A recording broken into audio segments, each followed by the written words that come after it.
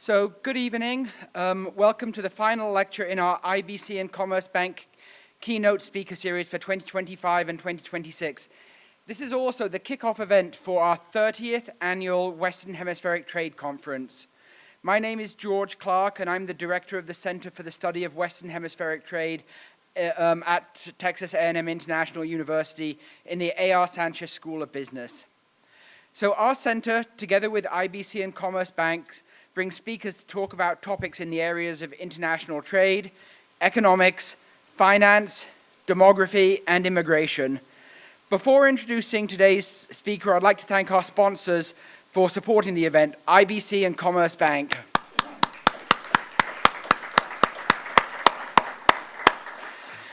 With their support, we've been able to bring many thought-provoking speakers over the years to TAMIU and Laredo. So thank you for your support. Now for a bit of housekeeping. At the end of Mr. Goodman's presentation, there'll be a question and answer session. We'll take questions from the audience here today, as well as those joining us virtually. For those in attendance, please raise your hand and one of our student assistants will bring you a microphone.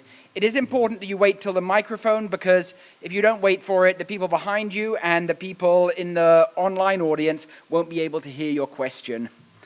For those in attendance, please, if you prefer, you can also submit questions online via Slido using the QR code in the front of your program. For those attending virtually, you can submit your questions using the Q&A feature in Teams. We'll try to address as many questions as our allotted time allows. For students attending in person and on behalf of one of your classes, you should have your student ID scanned at the door. In addition, there's a QR code inside your program which will take you to an online form where you'll submit your class information. Finally, you'll scan your ID when departing once the lecture has ended. For students attending online, your class information should have been submitted during the registration process. So with that done, let's go ahead and introduce today's speaker. So please join me in welcoming Peter S. Goodman, the Global Economics Correspondent for the New York Times and one of the foremost voices on the intersection of global finance, politics, and everyday life. From the 2008 financial crisis to the rise of China and the pandemic's ripple effects, Peter has reported on the world's most defining economic shifts.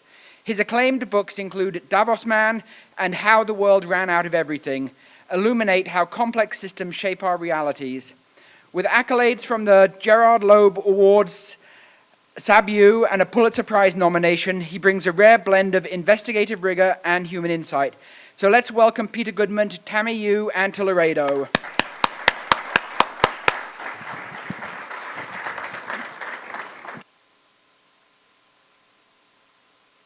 Thank you very much, Dr. Clark. It's an absolute delight to be with you. I hope you all can hear me okay. Thanks to IBC and Commerce Bank, delighted to be part of the series. I haven't been here in 4 years. And the last time I was here, I was at City Hall for this landmark celebration that brought home why, if you look at the map properly, we're sitting in kind of the center of the world from one perspective that we'll get into. I was here because I was doing a bunch of stories on reshoring, nearshoring, friendshoring, all of the different ways in which the global supply chain or supply chains were being reshaped by geopolitical events, by trade rivalries, elections, climate change. And I had come to Laredo because this port had just eclipsed the twin ports of Los Angeles and Long Beach in Southern California. These are the two ports that are collectively the gateway for something like 40% of all the imported goods that reach the United States by sea. And Laredo had just eclipsed the volume of trade that was going through those ports, which really signified that something significant was changing in the global economy and in international business. And Laredo at that point seemed poised to become the most significant port in North America, the linchpin of trade centered on nearshoring. And it was driven by the logic that we had to shrink the distance between factories and customers. We had come through enough trauma to last a lifetime in terms of the pandemic, and before that, the trade war during President Trump's first term and advanced in many cases by President Biden. And the word was out that if you were depending upon container shipping to span oceans, you were taking a risk. And those risks were now apparent. And in this new order, Laredo was poised to benefit from what I call the end of let's pretend. You know, let's pretend is the mode that we've all grown up in. And that mode is a factory in southern China is the functional equivalent of a factory in southern Texas. Doesn't matter. As long as there's a port somewhere, there's internet connectivity, the oceans are effectively bridged by container shipping, and we can just carry on pretending that long supply chains spanning oceans have no risks. And that had broken down, and there was this restoration of place. You know, let's look at the map again. Let's reckon with the fact that though globalization is real and the distances have certainly been shrunk in many respects by technology, the world's pretty big and bad stuff happens. We don't know when the next bad thing will happen, but we can bank on something bad will eventually happen because that's how life works. And so we reached this point where we were once again taking account of risks that had been there before. Now, my interest in Laredo, and a lot of investment interest in Laredo as this blossoming port, a lot of the growth that you've seen in the last few years, has been driven by this assumption that the US and China, the world's two largest economies, were effectively breaking up. They were filing for divorce. And we can get into in the questions, if you like, the merits of that proposition, the reasons for that. But in a moment of extreme polarization in our own country, where two major political parties agree on almost nothing, they seem to agree that we were supposed to limit our dependence upon Chinese industry to make things that we need, and that meant that we were going to have to make things for ourselves closer to home, which brought us to Laredo. Now, that assumption has been tested by an awful lot of things that have happened in the 4 years since I was here and started writing about nearshoring. And most immediately, we of course have this war now underway that I'll talk about a little later in the Persian Gulf, which has once again disrupted shipping. It's sent oil and gas prices skyrocketing. We have shortages of things like fertilizer, which come out of the Persian Gulf. Before that, we had Russia's war in Ukraine, which disrupted supply chains and also gave us a sense that the world seemed to be dividing into competing blocks. More complex than the Cold War, if you will, but nonetheless a kind of division. And then we had Trump's return for his second term, in which if you were under the assumption that the US-China split was the real driver of trade policy, you were in for a rude awakening. We got tariffs, of course, on Mexico, on Canada, on the whole world, courtesy of Liberation Day. And so that sense of upheaval has given us an enormous amount of uncertainty that has forced us, if we're in business or if we're just people trying to make sense of how the world works, to reckon with the fact that a lot of our assumptions are now up for renegotiation. There's an enormous amount of uncertainty that tests businesses as well. And so I'm here to argue, though, that the more uncertainty prevails and the greater the sense that the world is, again, vast, the oceans are broad, events are unpredictable, all of that actually reinforces the sense of place, which is what this place is all about. When you can't control the price of a barrel of oil or what it costs to move a shipping container across an ocean or who's at war with whom and for how long, what you can control is how close you are to your market if you're dependent on factory goods. And that brings us back to reshoring, which is where we will start and end. Whatever comes, I'm here to argue, the prospect of North American trade being of benefit to all of us, to our businesses, to us as regular people, has never been greater.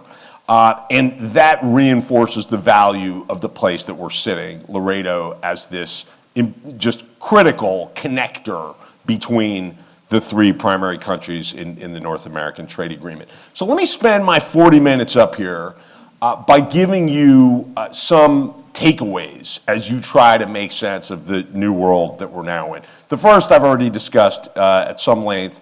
Place is back. Let's pretend is over. But also, we're going to get into just in time, something that you students are probably studying. I'm not here to argue that it's bad, but I am here to argue that it's been overdone and warped by self-interested consultants, the executive class, and we need to get back to what it was really about at the beginning, to something that we can call just in case.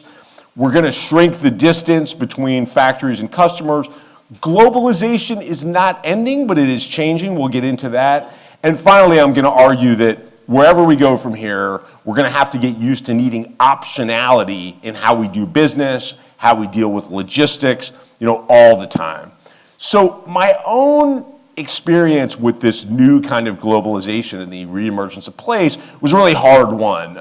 It came while I was living in London. I was the European economic correspondent for the Times. I was there during the pandemic.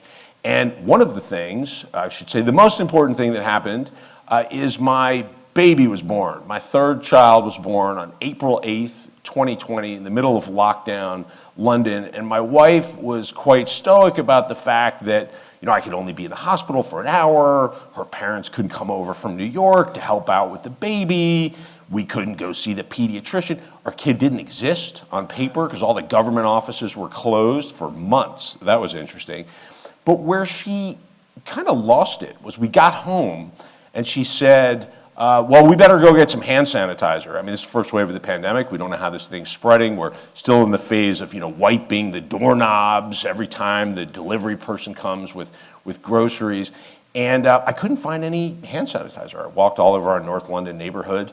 She said, well, okay, let's make our own. She looked up a recipe, and I went out looking for all the ingredients that we needed to make our own hand sanitizer, all gone. Online, all over the city. And she looked at me and she said, well, you're supposed to understand how this works. What on earth is going on? And I did not have a particularly good answer to that question, but I dug into it, and that led to this book, How the World Ran Out of Everything Inside the Global Supply Chain, which was my attempt to reckon with how we got to a place where in our darkest moment, the whole system could just basically break down. And what I came to understand was that the world that we had taken for granted, that world of let's pretend, where you can't run out of anything because there's always some container ship bringing more, had broken down. And our established form of globalization, where we pretended that container shipping was foolproof and essentially free, where efficiency was almost infinite, and you could chase the dream of just in time to, the infinite horizon, that had given way to a kind of dysfunction that we had never previously imagined. And I told that story through one small company that I happened to meet through Freightos, which is an outfit sort of like Expedia. If you're, instead of planning your vacation, you're trying to book a container from one place to another, and you're not Target or Amazon or Walmart, you don't have contracts to move thousands of them a month, you do it one at a time. And they introduced me to this interesting guy, Hagen Walker, in Starkville, Mississippi, who had pioneered what he called the glow cubes. This started as a novelty item, this piece of plastic. You would drop it in water and it would light up. And he sold it to local bartenders. Bartenders liked the idea that you could, garnish a drink with it, and then you could look down the bar and see who was ready for a refill because the light went out. And then one day somebody reached out to Hagen and they said, my child has autism, and bath time is a living nightmare. Our child gets worried about the confined space and the sound of rushing water. And then we dropped one of your glow cubes into the bath, and our kid was transfixed, and thank you so much. Well, this had turned into a bath toy business. And when I met Hagen, he had just sold it or rather he had gotten a contract to go supply Sesame Street with Elmo-themed bath toys. And it was such a big deal that it was the first time he ever needed to fill an entire 40-foot shipping container in Ningbo, China, where his factory was, to get it across the, bless you, to get it across the ocean to Long Beach, California, and then by truck to his warehouse in Starkville, Mississippi. And that had been a truly harrowing journey. He'd been trying to get to the warehouse in time for Christmas 2021. And even after he got through not being able to find enough plastic in China, because the Chinese government had the pretty sensible idea that they should prioritize plastic for important things like medical devices and ventilators instead of Elmo-themed bath toys. And after he got over the labor shortages because of pandemic lockdowns in China, and he struggled to get his, he couldn't find a container. He went through months of learning that a journey that had previously cost $2,000 was now $20,000, and still he couldn't get someone to take his container, and he finally got that container on board a ship, and it crossed the Pacific Ocean, and then it showed up in Long Beach in the middle of 2021, and was in the middle of a floating traffic jam, the likes of which we'd never imagined. A queue that stretched more than 50 vessels waiting weeks at a time. At one point, there were estimates that there was $25 billion worth of inventory, stuff that was supposed to be somewhere else, just floating, waiting for a chance to load and unload on the docks of the twin ports of Los Angeles and Long Beach, because so much stuff was surging in from Asia all at once that it overwhelmed the work. So I used Hagen's story to tell that story. Now, of course, we ran out of a lot more important stuff than Elmo-themed bath toys. We ran out of computer chips, we ran out of medical devices, we ran out of the basic ingredients to make medicines, and we also came away with some lessons about the way in which we had been playing let's pretend with the global economy. We concluded that it's probably not an amazing idea to take 90% of advanced computer chips, the brains of advanced manufacturing, and concentrate production on a single island that happens to be 90 miles off the coast of mainland China, and not incidentally is claimed by mainland China as part of its territory. I'm of course talking about Taiwan, and that's given us justification for an expansive conversation about resilience. We learned that the container shipping industry is not infinite, is not regulated, and I argue in my book, and will continue to argue, shakes out as a cartel. I mean, there are three basic alliances that control 90+% of the traffic crossing the Pacific, traffic between Europe and Asia. These are the two most important lanes. And this is a cartel that is very much able to use every disruption as an opportunity to, I think the industry term is, rip your face off. And Hagen discovered that when he's suddenly paying $28,000 to move a shipping container that would have once cost $2,000. And we've seen it again and again. The Panama Canal has to limit traffic a couple of years ago because climate change lowers the water level in the man-made lake that animates the canal system, and suddenly shipping prices go up again. The Houthis in Yemen, when Israel begins bombarding Gaza, start firing on ships entering the Red Sea, headed to the Suez Canal. That's a major conduit for traffic going from Asia to Europe and the other way. And again, shipping prices go up much more than the underlying costs of having to go the long way around Africa instead of through the canal. And I'm not big on making people look at slides that have lots of data in presentation, but this one is so pertinent that I couldn't resist. Take a look at what happened here in Laredo, back to why I was at that ceremony at City Hall the last time I was here 4 years ago. So, that top chart, look at Shanghai to LA, the fat line.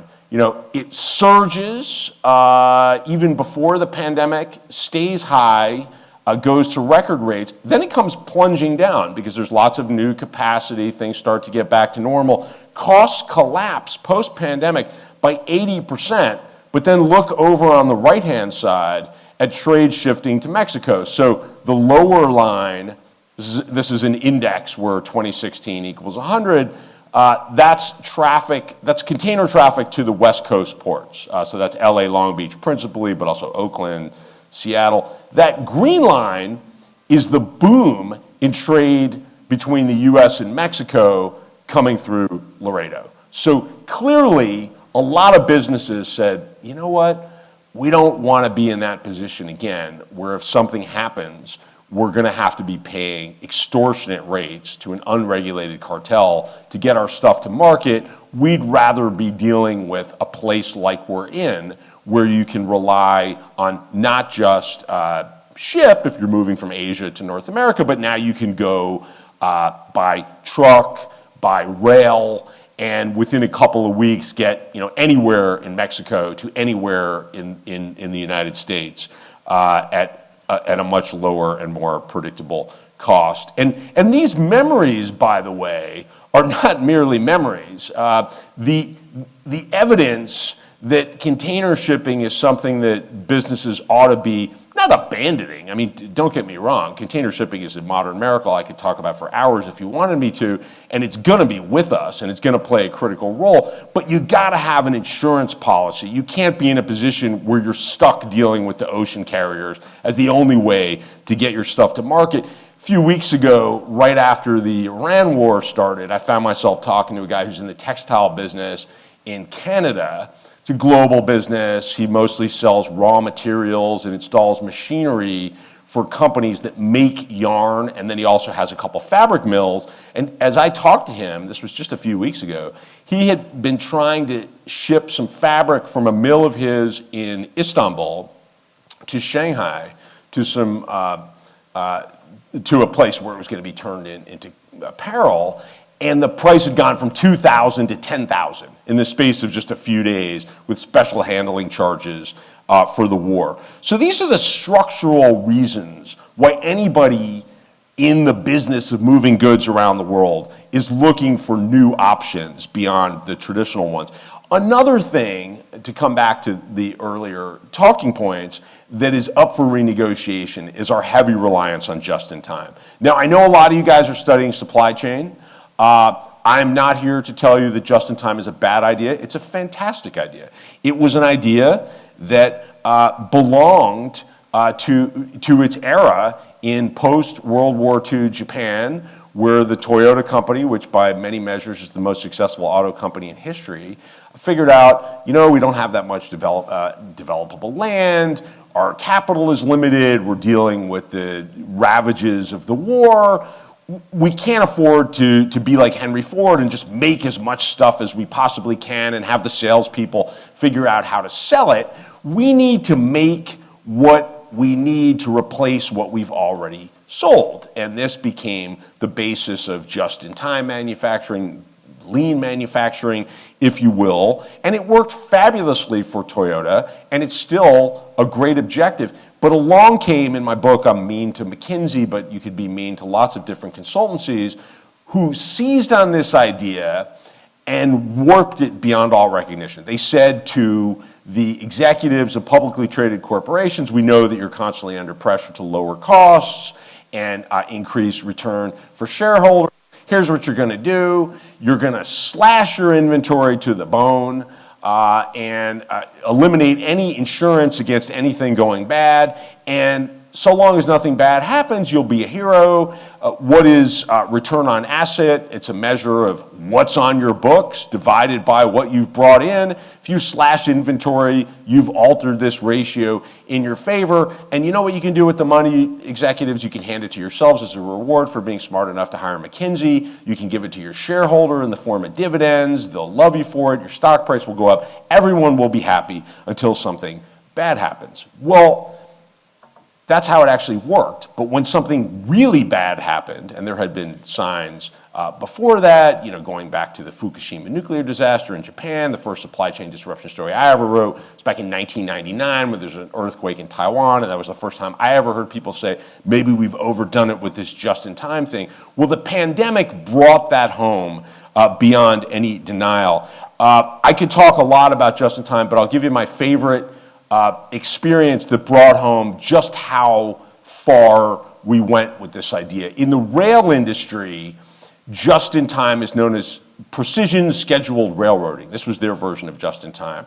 The large publicly traded rail companies that dominate the US market, they terminated a lot of people, they eliminated service, they consolidated, they lowered their costs, they stretched out the length of trains, and so there was more risk in the system, but also more reward. Well, during the research for my book, I met an engineer who was out in Idaho, worked for Union Pacific, the giant rail operation out west, and he said, I was amazed to discover, and at first I thought it was an accident until it kept happening, that I was pulling cargo to the wrong destination, and this was intentional. I said, well, what do you mean? He said, well, precision scheduled railroading is us saying to Wall Street, we will jack up your return on asset, and we will especially do that by lowering dwell time. A lot of you guys probably know dwell time. This was a new concept on me, the amount of time that cargo sits in any particular place. So Union Pacific was catering to somebody sitting at a cubicle on Wall Street looking at a spreadsheet. Well, what's dwell time doing? Oh, it's going down. That's great. Buy the stock. Well, this message was being handed to somebody running a rail yard in Nebraska who was absorbing the imperative to attach as many rail cars to any locomotive coming through anytime, regardless of where it was going. I don't care where this train's going. My job is to lower dwell time.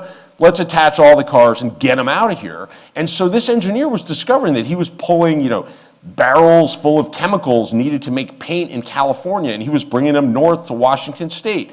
Auto parts needed in Oregon were going to Southern California, and all this stuff would have to be backed up. So here's an example of how our ceaseless pursuit of efficiency produced something that none of us would call efficient. I mean, we were effectively tricking the public shareholder, and consultancies were catering to this because it satisfied corporate executives' demands for increased return on asset. And this was brought home to me during the pandemic when I talked to a business school professor in London who said, if you can't make a ventilator in the middle of a pandemic because you don't have the things you need, you don't get to say, well, at least our share price is really high.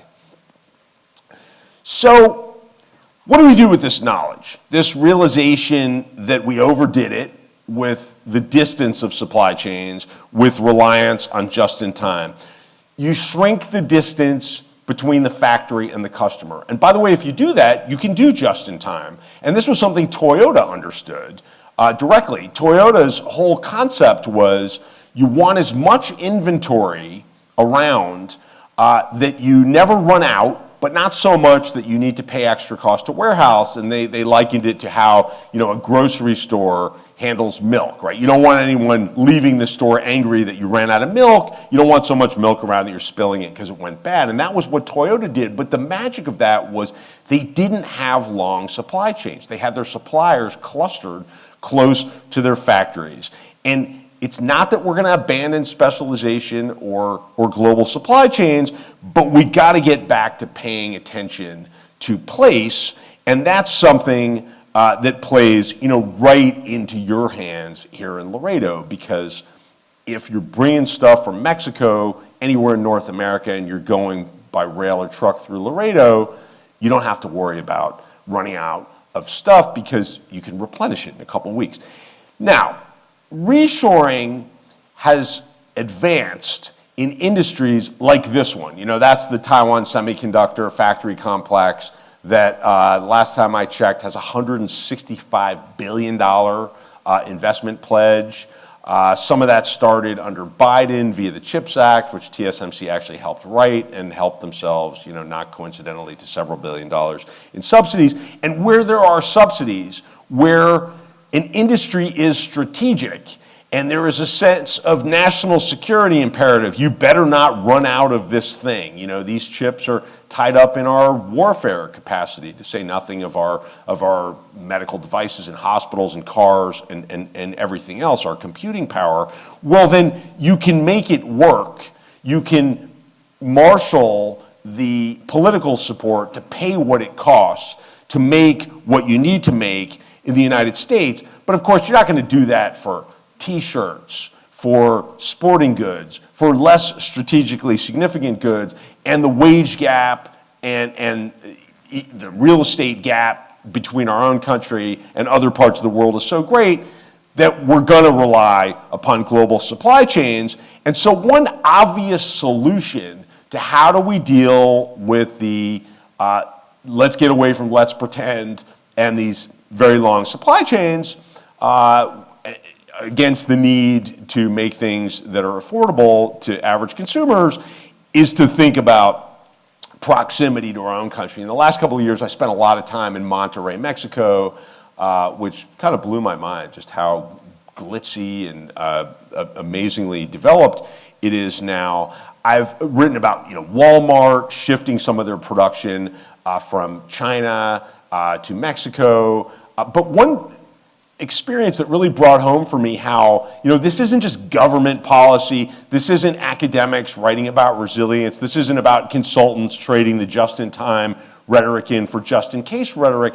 This is being pushed by businesses. First time I was in Monterey, I was invited, excuse me, to a cocktail party run by this Korean bank that was doing a lot of financing for a lot of Korean companies that were coming in and setting up factory operations in Monterey. And I met a sales guy for a company I'd never heard of, some company that makes a piece that goes into another piece that eventually gets sold to Caterpillar to make construction equipment and tractors. I said, well, what are you doing here?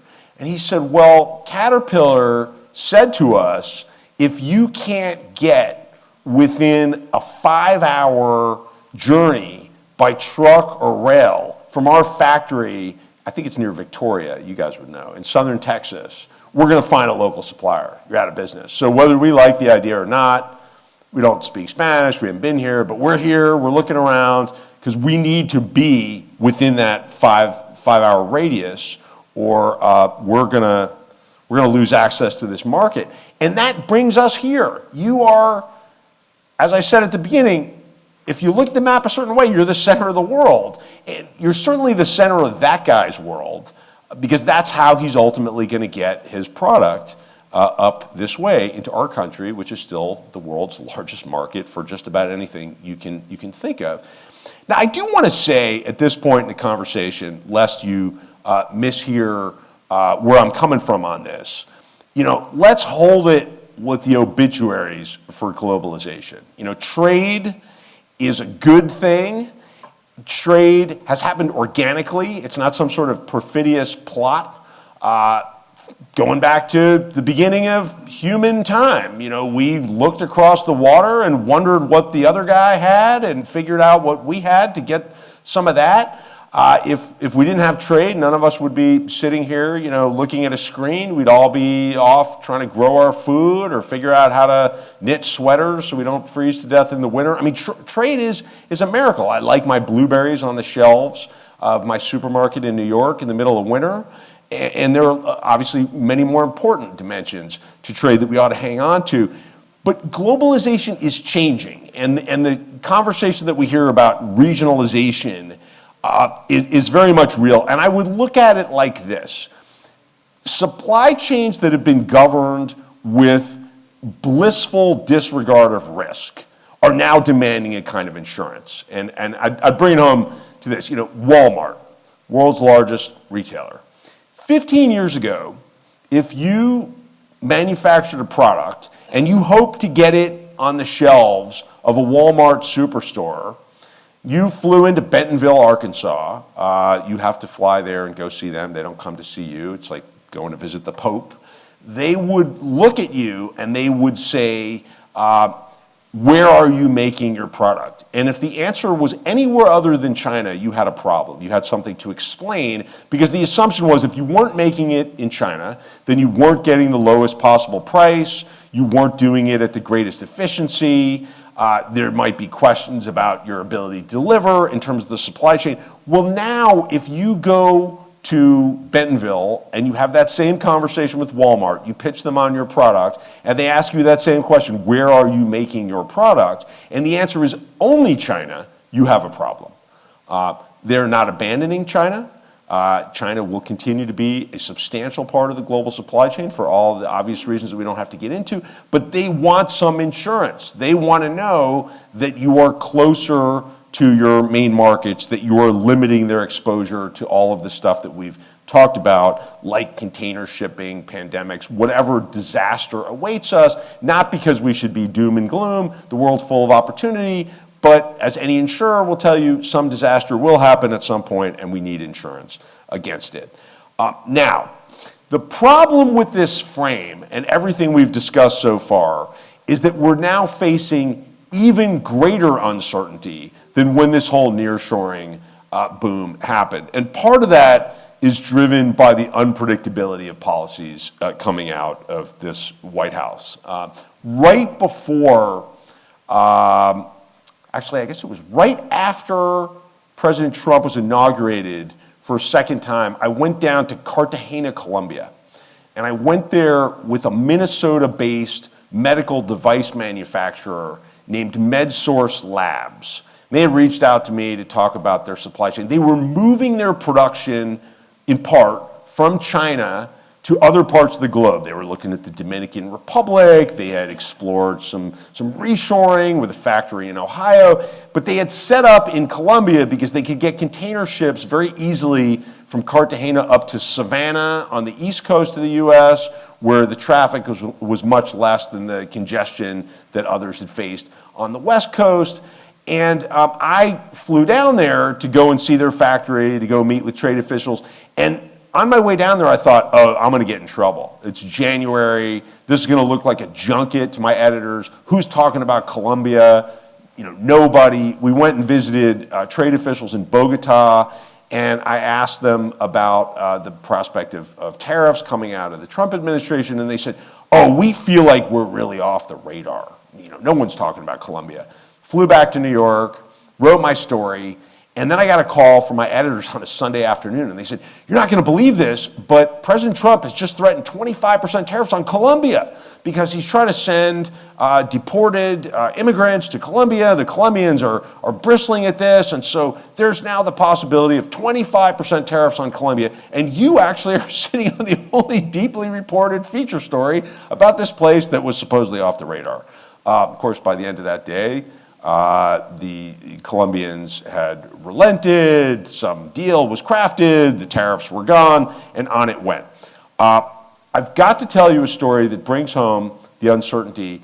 This past January, I went to Davos, Switzerland for the World Economic Forum, and like I suppose many of you, I absorbed President Trump's speech. And one of the things that really struck me as we're grappling with all of these uncertainties is the president said, clearly off the cuff, would you like me to tell you how I settled on the tariffs on Liberation Day on Switzerland? And people looked at one another in the room. We were actually in Switzerland, the country that was hosting the conference. And he said, well, I was going to do 30%. And then I got a call from the president of Switzerland. He said, a woman. And she was tedious and repetitive, and she said, no, Mr. President, you can't do that. We're a very small country. And I said, well, you may be a small country, but you have a $41 billion trade surplus with the United States. And she said, you can't do that. And I hung up and said, thank you very much. And I said to my advisors, 39% it will be. And then Rolex came to see me, and this part's been reported. They brought him a gold desk clock. And then he said, okay, 15%. And he paused at the podium in Davos. He said, but I'm not saying it's not going to go back up. So clearly there's something driving tariff strategy and trade policy beyond some coherent strategy that you can all get access to and plan accordingly. Of course, India then was the recipient of 50% tariffs. India, like Mexico, was supposed to be a country that was going to help us decouple from China. Apple had, of course, moved a lot of iPhone production from China into India, major investment. And suddenly, my colleagues have reported, because President Trump was angered that Narendra Modi, India's premier, did not support his application for a Nobel Peace Prize for making the India-Pakistan conflict supposedly go away. Last I checked, it's still with us.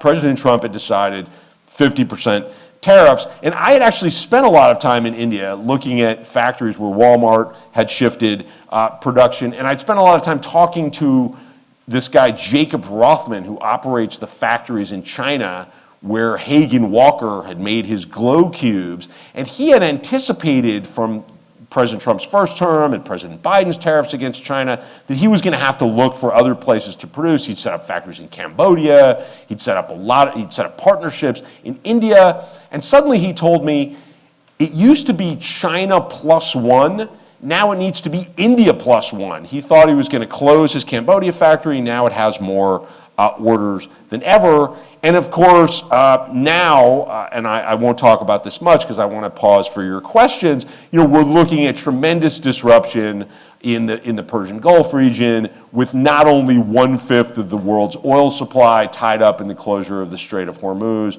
but ingredients for fertilizers, helium used to make semiconductors. So that's a lot of disruption to deal with all at once.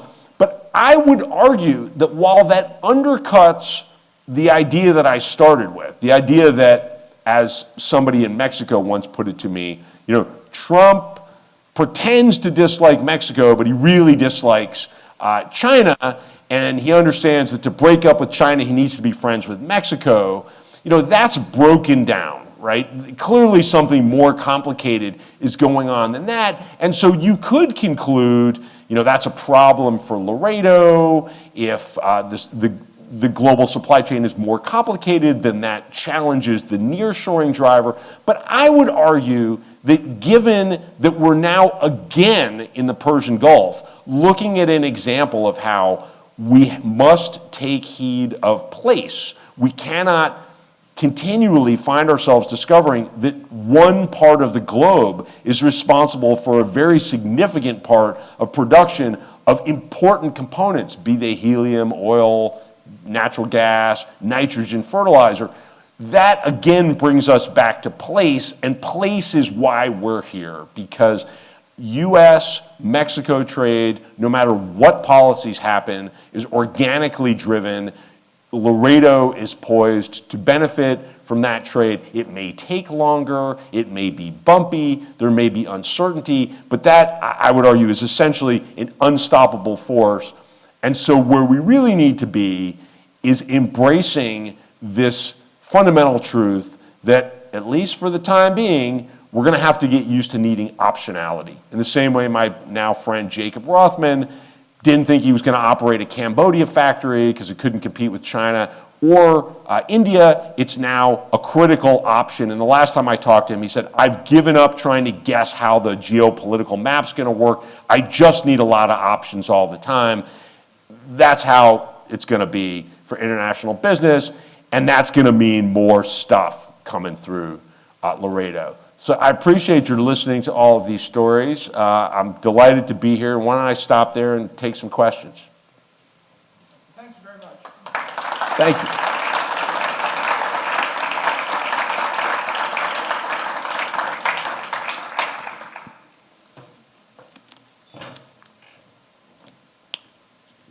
So we'll be taking questions from the audience. If you have a question, please put up your hand, and we'll have one of the students bring a microphone to you. We have a couple over here. Thank you very much for your comments. Thank you. You mentioned a lot of countries, India, China. Which are the safe countries? Well, that's a great question. The point is there's really no safe harbor now because I skipped over some examples, right? I mean, Brazil might have been an obvious place if we're going to decouple from China to do more trade. And we've looked at 50% tariffs. I mean, until the Supreme Court ruled that the Liberation Day tariffs were illegal, and now we're looking at this blanket tariff that runs out, I believe, in July. President Trump was sympathetic to Bolsonaro's, as he depicts it, persecution for challenging an election in that country. I mean, these are issues, the Modi case in India, these are things that don't seem to have that much to do with trade. It's very hard to know where the safe countries are. I mean, Europe used to be our critical alliance.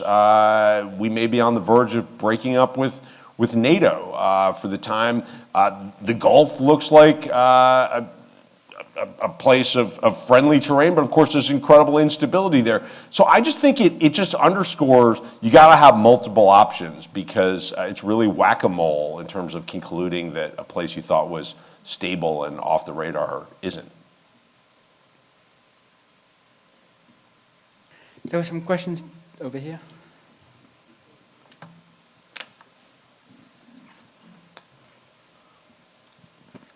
Thanks. I appreciate you sharing everything. Gave me a lot to think about. At the core of what I'm going to ask you is, looking at Laredo, is it possible, in your opinion, to leverage this momentum of reshoring that you're talking about in different sectors for our economy? So, one of the things you had mentioned was Toyota. Toyota opened a plant in San Antonio. Yeah. I think they did it obviously because of their proximity to Mexico, right? Sure. But is there opportunities for manufacturing, given that we're a free trade zone here? And you mentioned, tariffs and the variability of it, right? But if you're manufacturing in a free trade zone, you can maybe work with that a little bit more. I don't know. I'm just trying to think of how we can, as a community, leverage Sure. Some of this information. Yeah, it's a great question, and I know from a really interesting lunch I had this afternoon that there are people at this university who are very much grappling with that question and who see real potential for manufacturing here. I mean, you have energy here, you have labor, you have proximity to the border, you have trucking routes to the rest of North America. There's absolutely no reason why you can't manufacture here. I mean, the question is, what's the critical advantage? I mean, low-cost energy is a significant critical advantage, but anybody thinking about boosting manufacturing in the U.S. has to grapple with the reality that there's real uncertainty in terms of the ability to tap the global supply chain, because the global supply chain is not going away. And this fantasy that we have that we're going to make absolutely everything down to every screw, every piece of rubber, every piece of plastic that goes into our products in the U.S. That's a comic book. I mean, we should be looking to make things that produce value and produce good jobs and business opportunities and innovation. But we've got to deal with the reality of the modern world, and the modern world requires access to global supply chains. So the tariff policies are definitely limiting the willingness of investors to write big checks to set up factories in the United States. But in terms of the underlying potential, there's absolutely no reason why you can't do manufacturing in Laredo.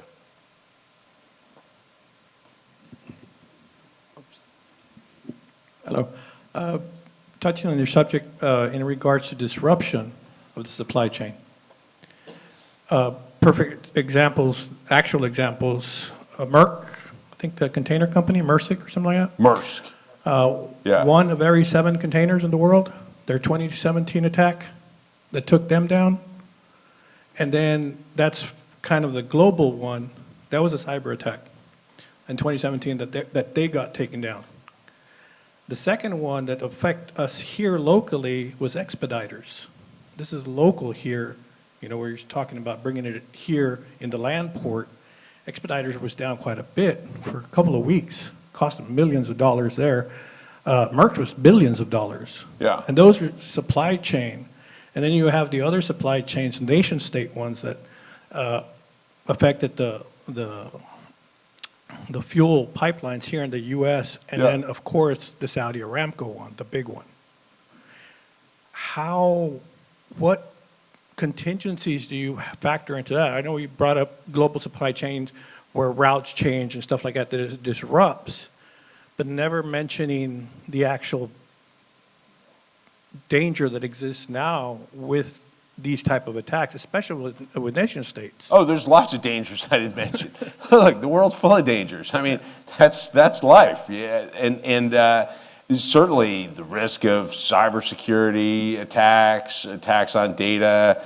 Now that AI is playing a greater and greater role in life, yeah, the risks are very much with us and have to be reckoned with. I mean, the whole point that I'm up here making is let's get away from buying into these narratives that are sold to us largely by the heads of publicly traded companies and their consultants who benefit from the short-termism, right?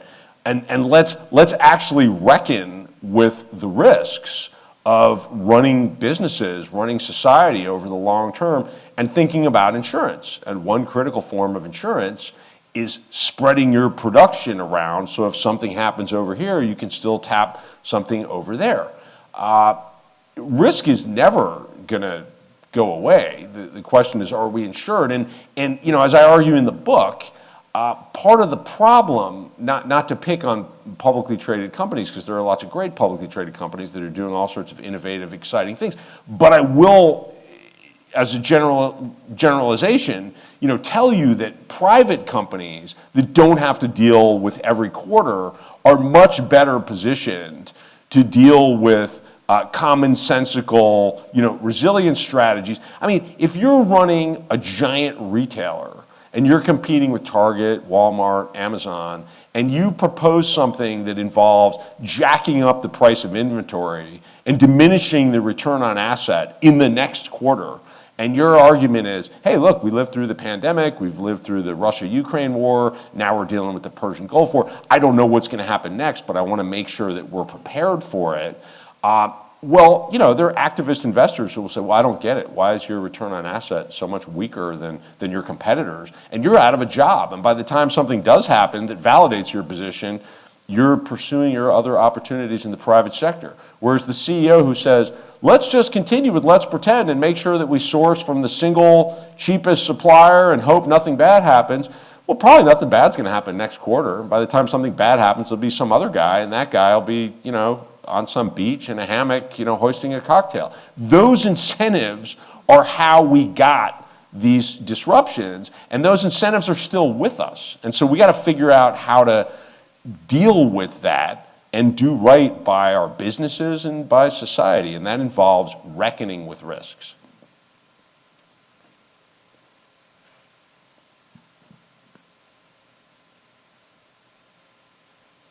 Yeah, it's a real pleasure to be here. Thanks for being here. You know, listening to you, because you definitely give us a lot of insights. You know, I've been in the trade business here in Laredo for 38 years. You know, for 38 years, I've seen my businesses grow and grow and grow and grow. And then in February, I saw my business go from 100 trailers a day to 29 trailers a day to 0 trailers a day, and then back up again. But the uncertainty has been disastrous. Sure. You know, steel, 25% duties. Then Donald Trump goes and sees a steel factory. Oh, you know what? Let's up it to 50%. Right. So now we got 50% tariffs on steel, on copper, on Right. aluminum. Right. And if I bring in a trailer load with perfume bottles and it has aluminum tops, I have to pay 50% tariff on those aluminum tops. Right. You bring in a trailer with beer and it's got aluminum cans, you pay 50% on the aluminum cans. But anyway, you know, I don't know, you know, how these factories, even how the auto industry here in the United States can survive this. Yeah. But my point is just to explain to you, well, you don't need it, but just to let everyone know how uncertain things really are. Yeah. But there is something that I'm looking at in the future, maybe a big black dark cloud. I got to sail my ship through it. And what I'm worried about is Donald Trump is stuck in the middle of this war right now. He hasn't been able to find his way out of it. Every single country in the world hates us. We've disrupted their economies. We've threatened them. We've lost a lot of our alliances. And now we need to deal with North America and South America. North America, we got the USMCA that's going to be renegotiated. But who, this is my question to you, and maybe it's off. Maybe you may not be able, I don't think anyone can answer it, but I think if anyone can, it'd probably be you. Who's Donald Trump going to pick to renegotiate the USMCA? Is he going to pick Steve Miller or Peter Navarro or somebody like that? Yeah. Who just hates Mexico? Yeah. That's a critical question. You're right. I don't have an answer for you. I'm not sure that Donald Trump has an answer. I mean, he's not really focused on that right now for obvious reasons. I do want to come back to something you said earlier, though. Part of the problem in trying to make sense of policy, you're somebody who buys metal. There are 80 times as many people who work at factories in the United States that buy metal as there are people who go to work at plants that make steel. 80 times as many. But if Donald Trump goes out to Granite City, Illinois, and U.S. Steel turns on a new line because the tariffs are making it more economical to make steel in the United States, that's a front page story in newspapers, that leads the evening news, it's a Truth Social post. If we bring down the cost of copper tops for you and the 80 times as many people who are on the buying end of the product that we've made more expensive through tariffs, that's like one sentence buried in the 18th paragraph of a story that I might write. Well, I actually tried to write a big story about that to bring this point home. But you get my point. Like, we're programming this as kind of television content more than making trade policy. So I think what will happen in terms of how USMCA gets negotiated is there'll be a calculation of where do the unions stand, what does the 2026 midterm election look like, where are we on inflation, how concerned are we about the continued effects of higher oil and gas prices filtering through the economy, and then it still might be something that we're not even thinking of. Maybe Navarro upset the president and has lost influence. Maybe he gains influence. I mean, I'm just basically saying I hear you in terms of the uncertainty, and fasten your seatbelt because they're not going away anytime soon. Thank you. Thank you. I just have a quick question right here. What do you mean by optionality being mandatory? It was very interesting what we heard, and we want to make sure that one of your books is talked about in our new career back in Reynosa. We live right on the border from McAllen, Texas, and we have this new international logistics career, and I want to talk to my principal and include one of your books in.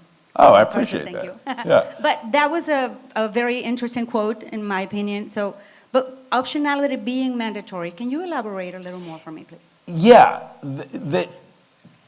I'm taking that from my dealings with this guy, Jacob Rothman, who was early, like many of the companies I've dealt with. I went to Guatemala a couple of years ago with Columbia Sportswear. They were busy moving production out of Asia closer to the U.S. They were taking advantage of the Central American Free Trade Agreement.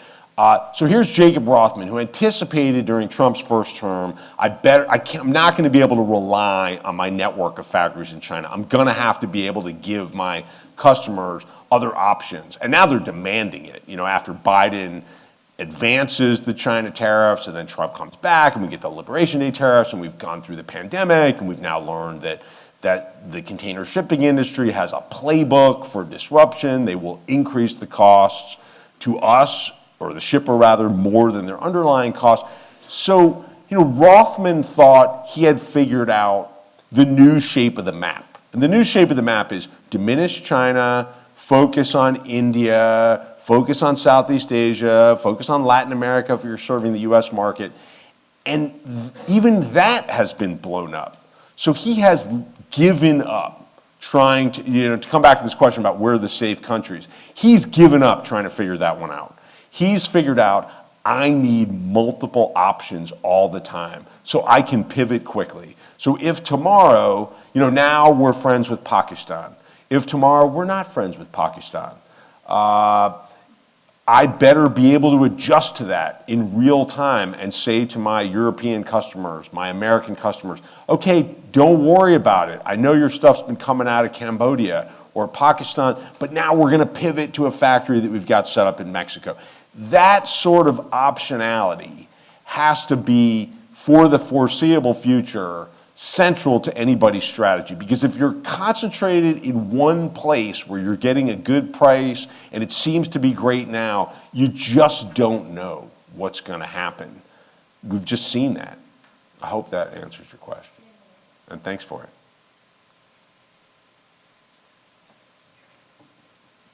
One thing I do not understand is why we don't orient ourselves more towards the Western Hemisphere.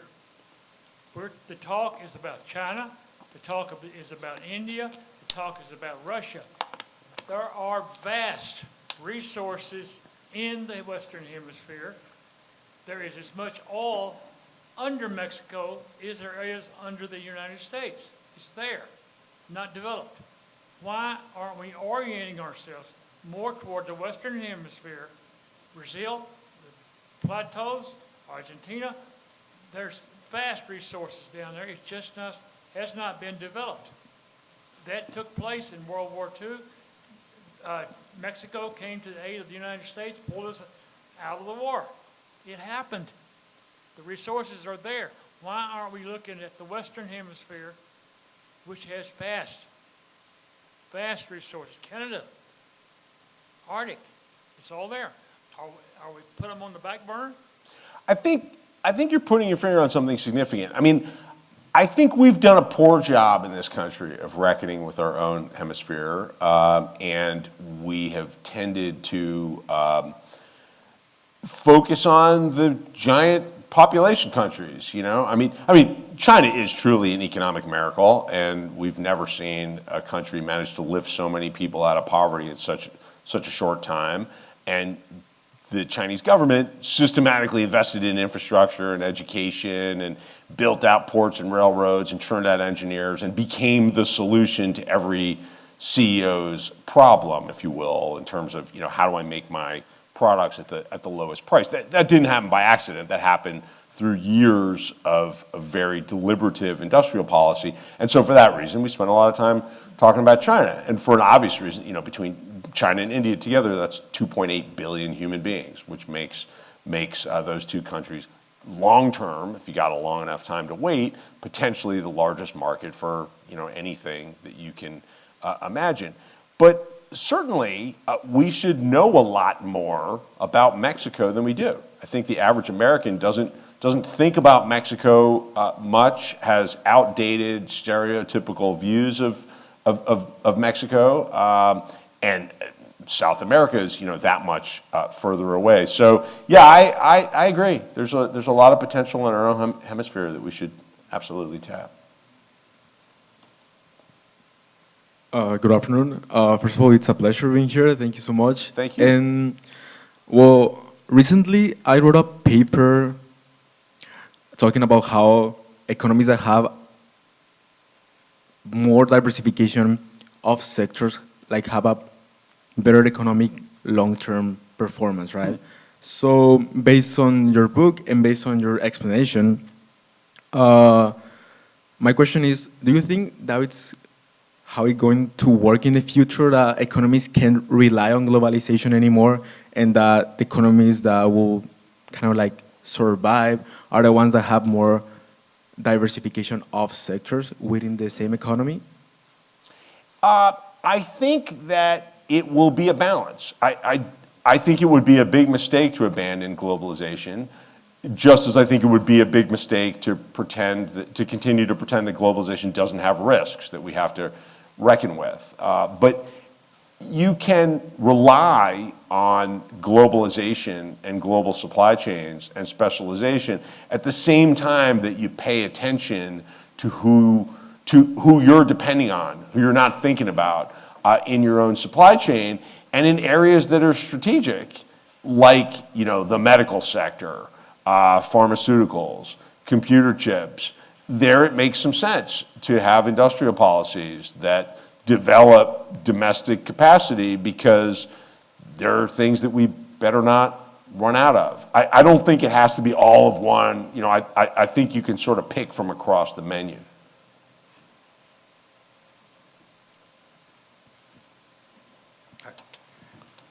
This may be an oversimplification of your premise here, but I guess my question is, did we really get out of China, or did we just sort of force China to get closer to the market? I mean, look at their investment in manufacturing, production, et cetera, in Mexico in particular, but everywhere else in Latin America at the moment. Oh, we haven't gotten out of China. No, absolutely not. I mean, we are somewhat in the margins, less reliant on trade with China than we were before, though I think where you're going with this, and I share it, is a lot of Chinese production has moved to the periphery like Vietnam. Some of it's moved to Mexico. I mean, I've been to this industrial park near Monterrey where there's 26 Chinese companies that are like Haier is there, bringing in stuff from China, assembling it for the U.S. market and selling it into the U.S. Now I know some people characterize that as a backdoor into the U.S. and if it turns out that the value add isn't really happening in Mexico, then that should be enforced upon and should be made compliant with the terms of USMCA. But if it turns out China's actually doing what the trade deal is supposed to be incentivizing, which is tapping the North American supply chain, tapping North American labor, and making goods for export to the world's largest economy, we should be viewing that as a victory for the North American trade bloc, not as some sort of nefarious plot. There might be elements of both. And I know, the EV supply chain is, of course, going to be much in the center of any renegotiation over USMCA. We ought to have more information than we do about what's coming into Mexico from China. But certainly, China is too important in global manufacturing and now advanced manufacturing. I mean, forget, blue jeans and, I mean, we're talking about aviation and pharmaceuticals and AI models that are as advanced as our own. I have never bought the idea that there could truly be decoupling. I'm just simply recognizing that the political class seems to think that's something we should try to do, and that's going to have some influence over investment. But I think at the end of the day, if you're going to solve any of the world's largest problems, you're going to need some cooperation between the world's two largest economies to make that happen. And it's not a good idea to just try to divide the world into the Chinese bloc and the American bloc, and that's already been rendered, inoperative as a policy goal by the policies we've seen out of our own administration in the last year. So we have a couple of questions from online now, from our online audience, and then we'll come back to the. If you, I know some people in the here audience still have questions, but we'll come back to you. But let me ask some online questions first. So the first question is combining a couple of questions. Is could you explain exactly what you mean by supply chains, and in your opinion, what is the biggest misconception that people have about how supply chains work? That's a really good question. Supply chains, it's basically like, how do we make stuff and how do we get that stuff to our doors? How do we assemble the raw materials and the components and bring them together to a place where they get turned into manufactured goods and then eventually distributed to stores, distribution centers, houses, and offices. That's what the supply chain means. And, sorry, the second question was? What do you think the biggest... the biggest misconception. I think people don't understand how much volume of trade coming into major ports is parts and components for goods that are made somewhere else. I mean, I think we still have this, this old idea that there are containers, full of cotton T-shirts coming in from China, and those T-shirts should be made in the Carolinas, and that's how trade's supposed to work. 40% of what's coming in to any port by value is parts and components. And I mean, this is something the auto industry understands very clearly, which is why, anytime there's talk of impeding trade across the US-Mexico border or the US-Canada border for that matter, the auto industry is quite legitimately beside itself because tens of billions of dollars have been invested with the understanding that these supply chains can span these borders. And I think if people understood more how much of this volume is parts and components, they'd be a little more sympathetic to the idea that there are costs to tariffs that are maybe not so obvious until you dig into it. Thank you. And one more online question is, what do you think will trigger the next recession?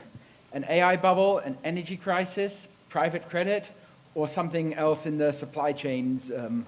I'm not in the prognostication business, so I'm going to weasel out of that one. But I will say all of those have potential. I mean, the most immediate concern right now is if the price of oil stays north of $100 for a long time, that will ripple through economies worldwide as slower growth, less reason to invest.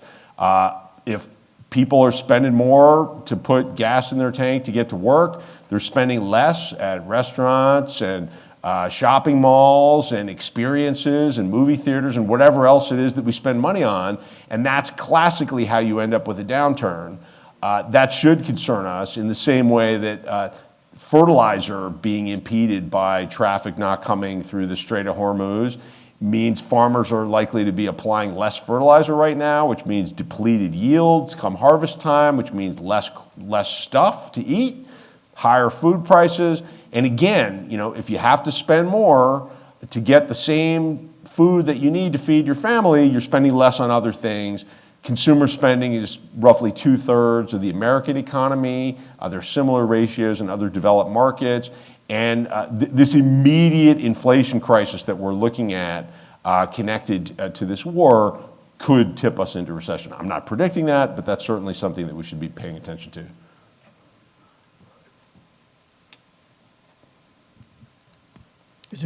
I've got it. Well, Peter, thank you very much for coming down and being with us. I'd like to thank you for your service to our country, for being a journalist. I think you deserve a round of applause. Please help me out seriously. Thank you very much. I really appreciate that. I know you probably don't get a lot of round of applause. You know, so by abandoning or not abandoning this, and this is not a political question, just would really like your thoughts on this, is as we kind of walk away maybe from a rules-based order and more capricious application of policy, talk to me about the long-term damage you think we're doing to us as a country. I mean, is this our Suez moment? Are we in decline? And is it a self-inflicted wound? It's a great question. I think that risk is there. And it hit me on April 9th of last year. That was the day that the president put the pause on the Liberation Day tariffs that he'd imposed a week earlier. And, we ran through a week of tremendous stock market losses exceeding $5 trillion in value. And the president and his chief trade advisor, Peter Navarro, said, this is the pain we've got to get through to get to our glorious future. And then the bond market said, we want more of a return for your debt. Now, the U.S. bond market stands alone in terms of enormous liquidity. It's the ultimate storehouse for the world's savings. And it is that in large part because of the world's assumption that we know something about how to manage an economy. And not only do we know something, but that we take the process seriously. And it doesn't matter who's in office, which party, but we have an independent Federal Reserve, so you're not going to have political decisions dictating what our borrowing costs are. We have accurate economic statistics.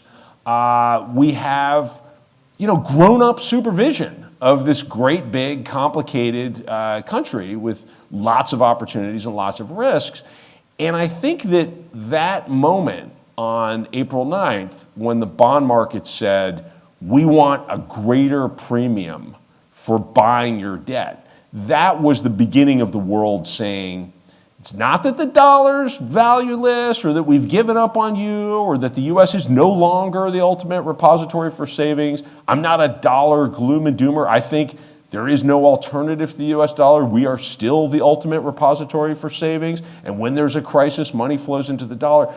But there is an erosion in the margins of the quality of governance. And I'm not saying that in a politicized way. I'm talking about just our capacity to make intelligent decisions. And since then, we've seen the head of the Bureau of Labor Statistics fired. We've seen direct attacks on the independence of the Fed. We've seen our business leaders largely silent about most of these things because of the fear of crossing this administration. We've seen an erosion of faith in the rule of law. And I even liken it to, I spend a lot of time flying out of Newark Airport. That's my airport of choice in the New York area, where lately flights have been delayed and canceled because we don't have enough air traffic controllers. And I have talked to investors at central banks in East Asia, in the Gulf, who've noticed things like that. They've noticed that, their friends in Chicago are saying, we no longer eat those salad greens they sell at the supermarket because we're not sure that the FDA is fully functioning post-Doge, and we're not sure that we can eat those greens without the risk of getting, E. coli or salmonella. None of these things by themselves amount to anything significant. Together, they amount to a question mark over the integrity of our system. And, history, I've actually grappled with this very question in a book that I've just wrapped up that'll come out, I think, next January.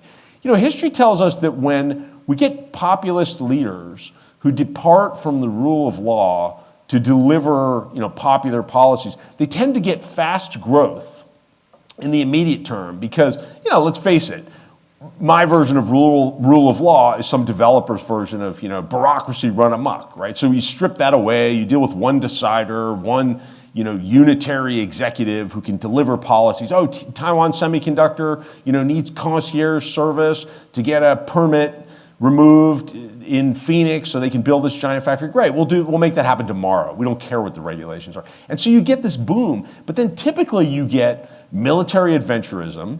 Maybe we're there now.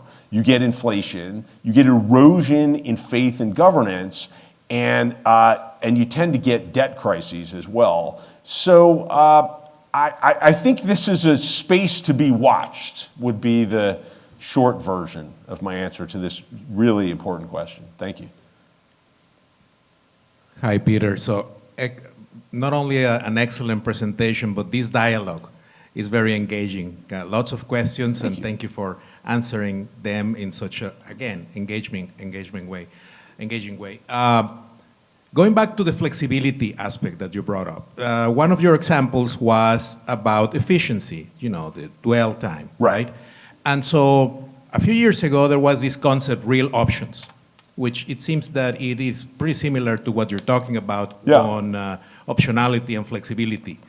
I think that when people perceive efficiency or are measuring efficiency is very clear, whereas flexibility, optionality is quite abstract. Right. So have you thought about ways in which private companies can actually measure it so that we can get a hold of, okay, so I'm going to be perceived as responsible because I'm taking care of my business, and according to this metric, this index, I'm doing the right thing. And so especially for public companies, as you correctly emphasize, if you're private, then you have an advantage, but how about if you're public, right? Have you given a thought about how to measure flexibility and optionality? I've given a thought, but most of what I've thought about is we got to get away from distilling everything down to magic metrics. Because, look, if we're homeowners, we don't necessarily obsess over metrics, right? I mean, if we know that the roof is getting old and we're headed into the rainy season, then, we find a time to come up with the money to replace the roof. And we don't need to measure the rainfall. We don't need a climatologist to get involved. Like, we know what the right thing is. And private businesses, because they don't have to worry about, Bill Ackman or Dan Loeb, coming in and seizing their company because they failed to deliver the same return as the competitor, they don't need a magic metric to tell them. I mean, the metrics tend to be served up by the consultants who are then giving you a target that you can hit and claim success, even when, I gave you the example of the insanity on the rails, even when you're clearly doing the wrong thing. And my book's filled with, other examples of that. So I actually think we need to move away. I mean, metrics are great, right? Data is great, but we need to move away from like, this is how we're going to run it through numbers and get back to some common sense.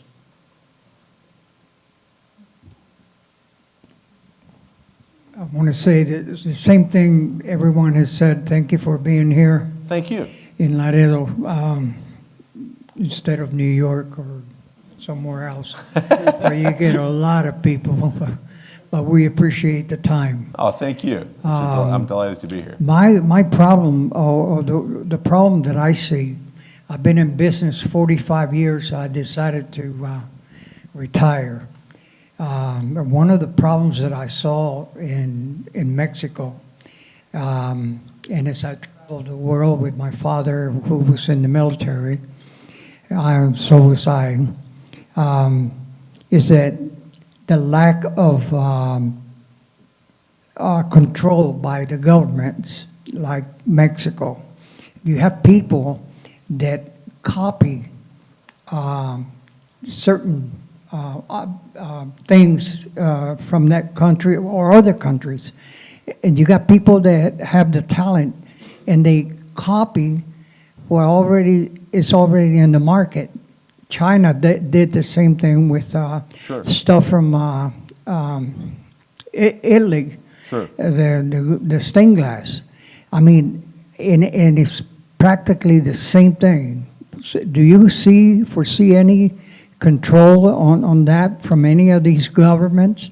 Oh, intellectual property theft is a real thing, but I'll tell you, a few years ago, I was in Italy doing a story about how the rise of right-wing populism in Italy rested on top. I mean, it was most immediately a reaction to immigration, but it really rested atop a hollowing out of the industrial base by competition with China, along the lines of what you're describing. But as part of that reporting, I spent a day at this textile museum in Prato in the north of Italy and learned that the Italians basically did the same thing to the Brits back after the dawning of the Industrial Revolution. And there was a time when the same sorts of things we now hear industrialists complain about, oh, the Chinese are, ripping off our designs and making them cheaper than we can't possibly compete. This was the same lament that you would hear about the Italians when the Italians got into textiles centuries ago in more developed parts of the world, like the north of England. So intellectual property theft is a real issue. And traditionally, the solution is to have countries rise up the value chain enough, and this is happening in China actually, where there's enough innovation that there are now domestic companies that they don't want their intellectual property ripped off any more than Siemens or Microsoft does, and there becomes a constituency within those countries to protect the IP. That's not an immediate solution. It's going to continue to be a problem, but I think that's the historical trajectory. Thanks for your question. Good evening. Evening. Thank you for a fine presentation. Thank you. I can see that you're a gentleman with a lot of information about the past, about the present. You've got vision and Thank you. And a lot of common sense. And sometimes in business, it's influenced by a lot of things, and unfortunately not always by common sense. I spent 36 years with Union Pacific Railroad. Oh, wow. In sales. I was here in St. Louis and Houston, and I had responsibility for the border from Brownsville out to California, our sales efforts. And I found it very interesting what you said about the railroad engineer or conductor that said that he was moving trains back and forth. Yeah. And that the dwell time was going through the roof. Dwell time was coming lowering down. the dwell time. Yeah, And mission accomplished. it's interesting how someone on Wall Street would say, oh my goodness gracious, buy that stock. Right. But are they looking at asset utilization? Because if you're moving cars back and forth just to get a good departure time or reduced dwell time, then you're not using your assets well. And I saw a lot of that with a railroad and with any company for that matter. But looking strictly at dwell time is like looking at a running back in college who's running, for 8 yards per carry, and you say, let's draft him, but you're not aware of the fact that he fumbles every 20 times he carries. You know, so there's a lot more to decisions that we make. As far as, you know, manufacturing and companies and so forth, and you mentioned about buying back stock. Yeah. I can see where that can be a good thing for a certain number of people within the company, but it doesn't lend itself for taking that money and plowing it back into production capacity, Right. you know, and a lot of things. So that was an excellent point that you made. Thank you. The fact that we're sitting where we are, you're absolutely right. We're very blessed. We're very blessed, and it's just not the U.S. and Mexico. It's U.S., Mexico, and Canada. Right. And I think that what the gentleman here said, you know, we used to have a conference here. I think it's still going on, and we changed the name to the most, you know, North America, the most competitive region in the world. And that's where our focus needs to be. Yes, we, you know, need to continue to look at other places when it's necessary because of labor costs and everything. Right. But I think that the good Lord has blessed this continent enough where we have consumption and we have raw materials and we have labor and we have a good infrastructure to do whatever it is that we need to do to stay competitive. And I just want to wrap it up by saying that everybody that continues to work in international trade, my opinion is we're going to be okay. We're going to be okay as a community. You know, hurricanes come and go. Yeah. And we're in a big one right now. We're in a big one, but if we'll stay focused, continue to do what we do and try to do it better, if we'll put on our thinking caps, and if we'll stay positive, we're going to be okay as a community. That's the American way. Thank you. Thank you very much.